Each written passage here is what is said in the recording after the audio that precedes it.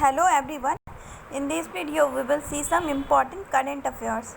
So let's start. Michael Irani appointed as International Weightlifting Federation interim president. So who is appointed as International Weightlifting Federation interim president?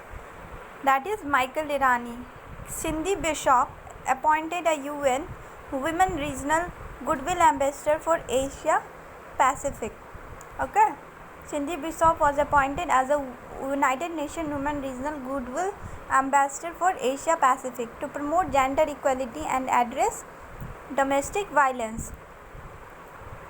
Craig Nicholson appointed as new head of World Para Swimming. Dr. Arun Gupta is re-elected as the President of Delhi Medical Council. First edition of lecture designed to introduce India to foreign diplomats. It has been named as Sushma Swaraj Lectures 2020. So Sushma Swaraj Lectures 2020, it is the first edition of lectures designed to introduce India to foreign diplomats. So this is a type of lecture which has been designed to introduce India when someone is going to connect with foreign diplomats. So this is first edition of lectures.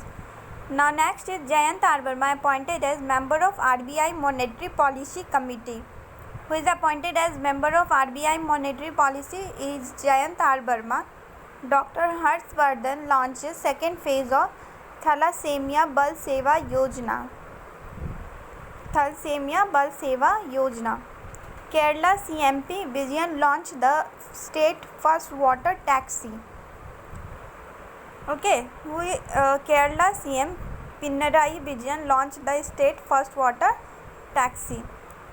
So Doha will host the final of the 2020 AFC Championship League.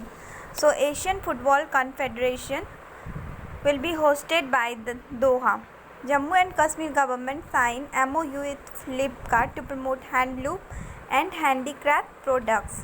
Gujarat government to set up world biggest zinc smelter project.